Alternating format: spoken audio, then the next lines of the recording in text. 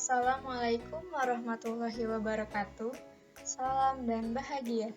Perkenalkan, nama saya Tiara Dwi Anisha Putri, mahasiswi dari Universitas Sarjana Wiyata Taman Siswa, Prodi Manajemen, dengan NIM 2020-008159. Di sini saya akan menjelaskan tentang analisis perbandingan H&M dan Uniqlo. Langsung saja kita bahas. Profil perusahaan. H&M atau Hans and Mauritz AB adalah perusahaan retail brand fashion dan kosmetik multinasional yang didirikan oleh Erling Persson sejak tahun 1947 yang bermarkas di Stockholm, Swedia. Pemilik H&M ialah Stefan Persson dan dengan CEO H&M yaitu Karl Johan Persson. H&M lebih terkenal sebagai salah satu brand untuk produk pakaian fast fashion. Perusahaan mereka menjual berbagai produknya untuk semua kalangan, baik pria, perempuan, remaja, dan anak-anak.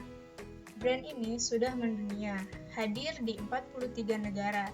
Jumlah pegawainya tahun 2011 mencapai sekitar 94.000 orang.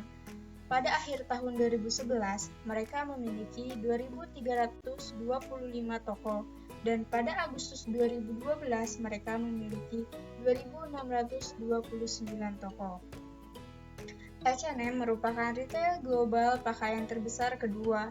Mereka selalu mengontrol kualitas produk mereka. Tim desain perusahaan mereka mengontrol langkah-langkah produksi mulai dari planning hingga produksi yang melibatkan 800 pabrik di Eropa dan Asia. Sampai saat ini, H&M pun dikenal oleh masyarakat menengah ke atas karena kualitas fashionnya yang bagus dari segi bahan dan style, namun dibanderol dengan harga yang mumpuni. H&M pun dipertimbangkan sebagai salah satu brand yang eksklusif, bukan luxury yang unggul di dunia. Adapun kelebihan dan kekurangan dari H&M. Kelebihan yang pertama, mendapatkan penghargaan sebagai Best Global Brand. Best Global Brand sendiri merupakan suatu ajang penghargaan dari perusahaan konsultan milik Omnicom Group yang membuat daftar 100 brand paling populer di dunia. Penilaian mencakup sebagai kategori seperti performa keuangan, kemampuan brand dalam mempengaruhi konsumen, dan kemampuan perusahaan untuk mendukung kelompok usahanya. Yang kedua adalah mengedepankan kualitas. Sudah berkecimpung di pasar fashion sejak tahun 1947, membuat H&M selalu mengedepankan kualitas dari barang yang diproduksi. Tak hanya itu, H&M hingga kini tetap menjaga kualitas dari sisi style juga. Dua hal inilah yang membuat H&M memiliki fans loyal yang selalu membeli dan menantikan produk keluaran terbaru brand H&M ini. Selanjutnya ada desain pakaian menarik dan elegan. H&M sendiri memiliki ciri khas desain yang menarik, elegan, dan simple. Hal inilah yang membuat H&M digemari banyak orang dan masih eksis sampai saat ini. Sudah bukan rahasia lagi bahwa brand H&M memang menawarkan desain yang elegan dan minimalis di beberapa model produknya. Hanya itu, H&M mengeluarkan semua jenis produk yang bisa dipakai untuk semua orang, termasuk segala usia, ras, dan bentuk badan, hingga jenis fashion unisex atau salah satu jenis fashion netral yang bisa dipakai laki-laki maupun perempuan. Selanjutnya ada memiliki banyak varian kebutuhan pakaian. Sudah memiliki pengalaman selama puluhan tahun, membuat H&M mengerti akan selera dan kebutuhan manusia dalam urusan berpakaian. H&M sendiri memiliki banyak varian jenis pakaian seperti kaos, kemeja, celana, kaos kaki, jaket, dan lain sebagainya. Kelebihan yang berikutnya adanya sistem fast fashion.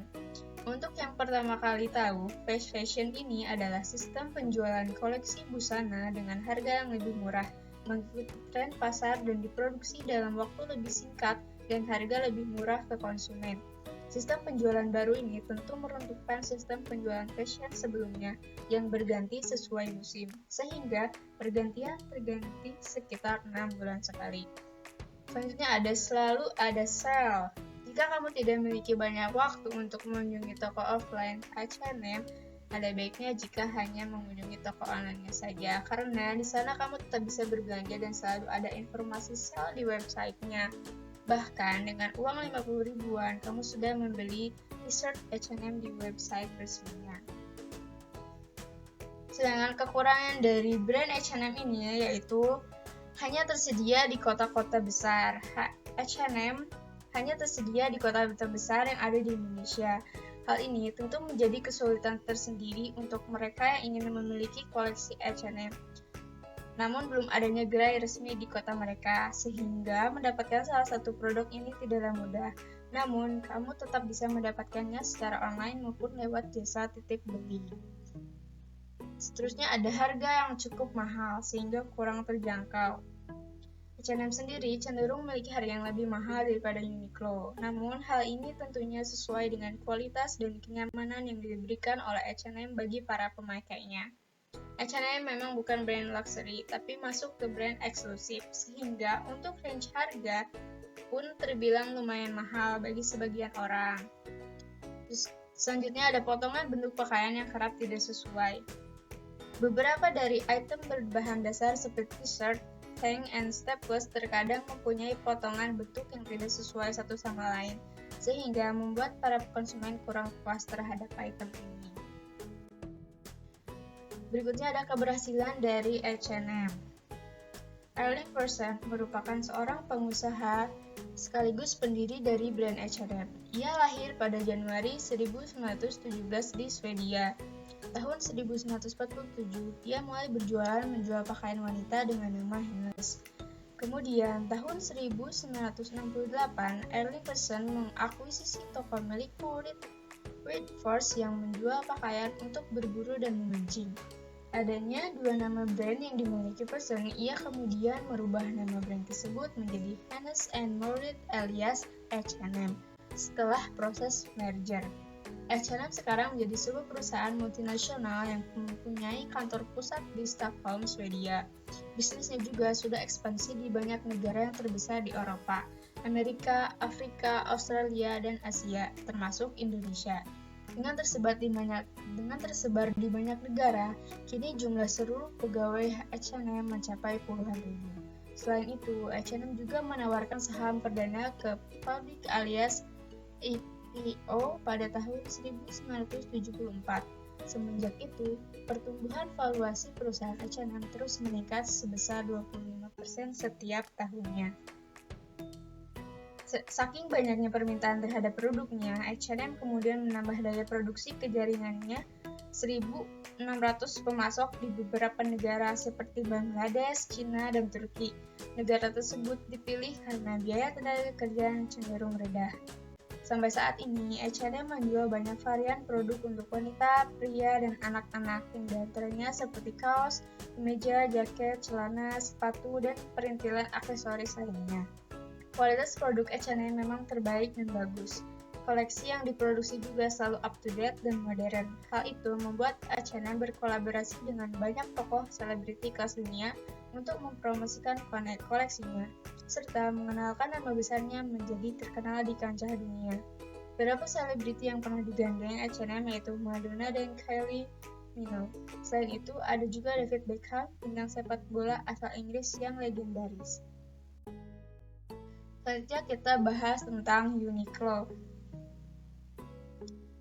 Uniqlo Kabushiki Gaisha Uniqlo adalah perusahaan Jepang dalam bidang perencanaan produk, produksi, distribusi pakaian kasual.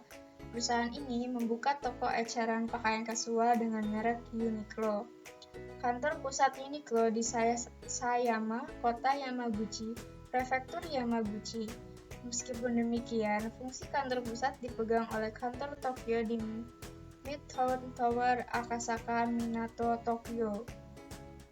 Uniqlo adalah anak perusahaan dari Fast Retailing. Nama Uniqlo berasal dari nama toko pertama bernama Unique Clothing Warehouse yang dibuka Tadashi Yanai di kota Hiroshima, prefektur Hiroshima pada 2 Juni 1984. Konsep tokonya sebagai sebuah gudang raksasa dengan pilihan konstan. Ide didapat Yanai ketika berkunjung ke Amerika Serikat. Ia mengunjungi koperasi universitas yang ramai dikunjungi remaja karena menjual pakaian kasual berharga murah seperti orang membeli majalah. Selanjutnya ada kelebihan dan kekurangan Uniqlo. Kelebihannya yang pertama itu memiliki jeans dengan kualitas baik. Dibuat dengan benang denim dengan proses yang diulang-ulang, hasilnya lebih kuat dan tahan lama. Yang banyak disukai yaitu jeans ultra stretch yang berbahan lentur dan menyesuaikan bentuk tubuh. Potongan di bagian kaki meruncing untuk membuat kaki terlihat lebih panjang serta dramatik. Kedua, ada pilihan flanel beragam. Outfit jenis ini tidak cuma digunakan untuk acara formal saja, tetapi juga bisa untuk nongkrong bareng teman, jalan-jalan, atau bisa jadi outer ciamik untuk dipadukan dengan baju polos. Untuk di Uniqlo sendiri, kemeja berbahan flanel ini bisa kamu dapatkan seharga 300.000. Walaupun terkesan lumayan mahal, namun percayalah pakaian ini akan bertahan lama. Kemudian, desain kaos yang unik. Namanya saja sudah Uniqlo, pastinya desain yang disematkan juga cukup baik. Kamu bisa memilih desain dari Uniqlo sesuai dengan selera kamu, seperti tokoh terkenal Snoopy, Disney, dan beberapa tokoh lainnya. Uniqlo juga sering berkolaborasi dengan beberapa merek pakaian ternama lainnya sehingga menambah beberapa varian lainnya. Kemudian ada harga lebih terjangkau.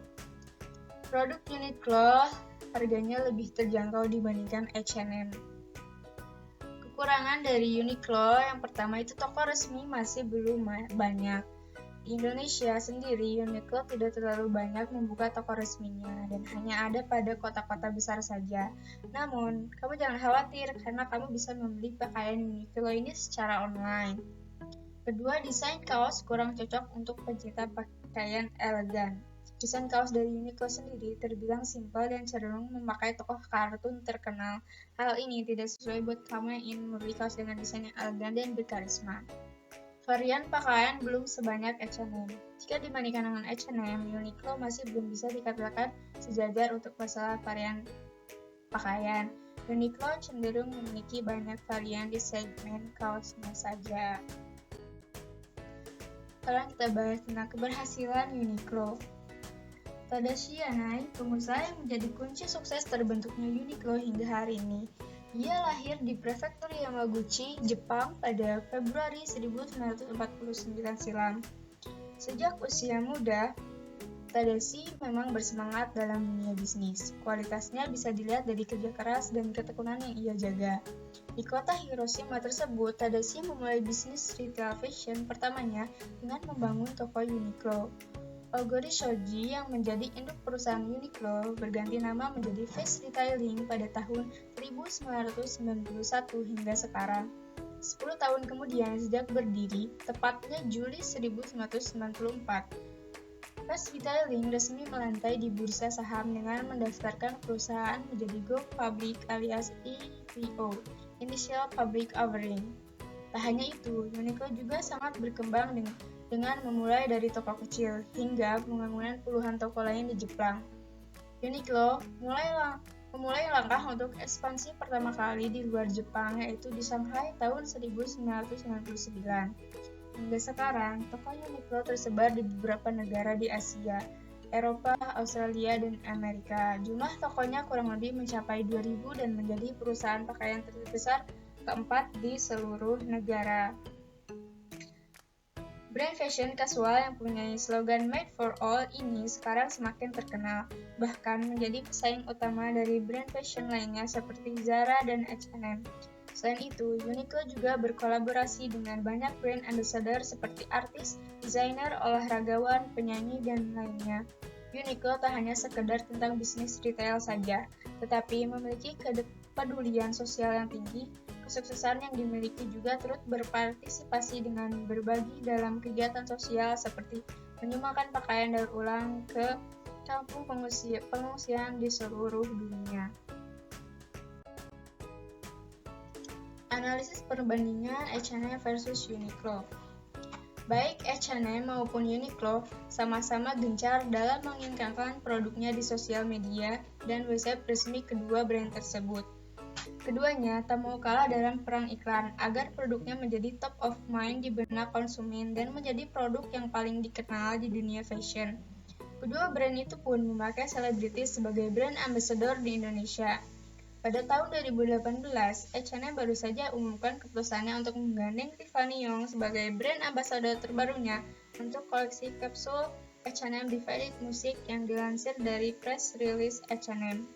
Uniqlo, brand pakaian global dari Jepang, memperkenalkan brand ambassador di Indonesia untuk merepresentasikan lifewear, yang merupakan filosofi merek tersebut, yaitu Sherina Munaf dan Rio Dewanto. H&M juga meningkatkan perceived quality di mata konsumen dengan menjual produk model internasional atau busana global mengikuti musim yang sedang datang, baik untuk wanita, pria, dan anak-anak. Selain itu, H&M tidak hanya menjual pakaian formal dan non-formal, tetapi juga menjual baik itu tas, sepatu, aksesoris wanita. H&M melakukan inovasi strategi branding dengan berkolaborasi bersama desainer high-end brand untuk menghasilkan koleksi terbatas atau limited edition.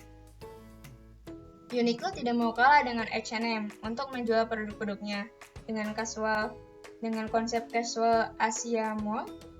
Uniqlo juga mengangkat karakter-karakter idol dari luar yang digemari oleh konsumen wanita pada produk kaos Uniqlo. Harga kedua brand tersebut relatif sama di pasaran. Mungkin itu saja yang bisa dapat saya sampaikan. Kurang lebihnya mohon dimaafkan. Terima kasih. Wassalamualaikum warahmatullahi wabarakatuh. Salam.